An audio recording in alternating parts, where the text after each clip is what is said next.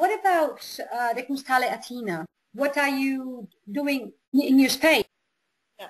Our space has a very particular architecture, let's put it that way, because it got never restored since the 30s, but it was so there is traces from many all the history of the space, like it was brothel, school,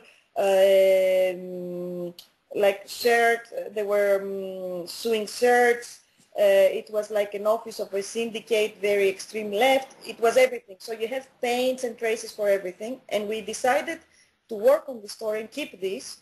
Of course, we didn't have money to restore it, but nevertheless, we got this building before of this, so it's the opposite of a white box, let's put it that way, with a beautiful yard in the back, which is the yard is, I keep mentioning this because it's like a public square elevated on the first floor, because this is surrounded by buildings of very, I don't know what is the proper sociological word, but I would say it like that, but this is low-class citizen, meaning like illegal refugees, people that they, so this is our main audience, first of all, because everything we do in our elevated public square, it's visible from them. Their apartments are looking down the square. And this is fantastic because in Greece, balconies, I think also in South Italy, play an important role to the public and private collapse. You know, people are watching television in their back, they extend their lives in the balconies. Yeah. You can hear people speaking from balcony to balcony about the channel they're watching. So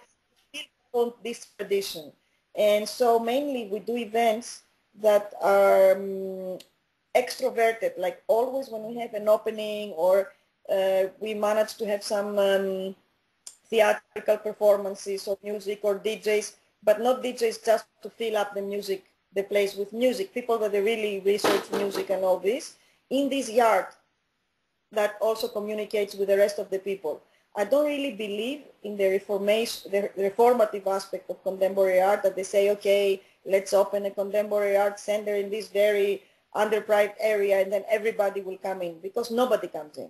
Nobody really cares at all. They have mainly other extremely more important problems, and it's very hard to go with something that is not part of the routine and make it part of the routine. So by having this backyard, that even if they want or they don't want, they have to look down at us, we are getting supporters from the local area. We have a program that it's about 2 or 3 exhibitions every year, because we can only operate in the summer due to the problems of the building, that it's beautiful, but it's not, we don't have the money to restore it. So in the winter it's impossible. And then in the winter, as a substitute or to keep ourselves busy, we do this magazine that is called South. And that's how we started, which is again a platform of contemporary art ideas, and not only visual art, but in general. And so this is what keeps us busy for the whole year. It's like the continuation of Kunsthalle in the form of print. We have a program that we do one group show every year, that it's international and local artists mixed together. Artists like Annika Larsson or Guido van der Verde, or, you know, and with younger Greek or non-Greek. And we are known for mixing generations and international and local artists. We have a program of showing independent, like small solo shows. Our building is quite big, so we have usually 2 solo shows in one and the other area of the building. And recently we had 2 Greek presentations. One is called Panos Papadopoulos, and the other one, Kangaroo Court. It's a team. And we do specifically Greek, because right now we think that that's where we need to support. We have quite a bit of international following through our Facebook or through people that they come in Greece. So we think it's extremely important to support Greek artists. Our group show that just finished was called A Beautiful Life. You know, we borrowed the title of the Capra film, which is like a sort of like a Christmas movie, but it's not. It's about the 30s and the recession in the States. And we had a mix of international and Greek artists documenting in this wonderful life we all live. It was a very dark exhibition.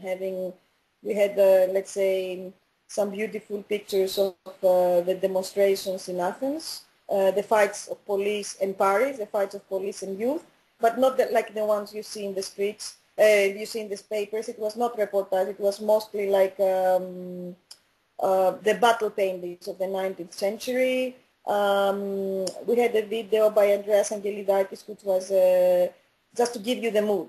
Have you ever thought to leave your country for a while? I had proposals, but I just can't. Right now, I feel no. I prefer to go in and stay in the countryside, in a village, and work from there and get occasionally the plane, and then to leave and go. Got one or two interviews, but it's impossible for me to do this right now.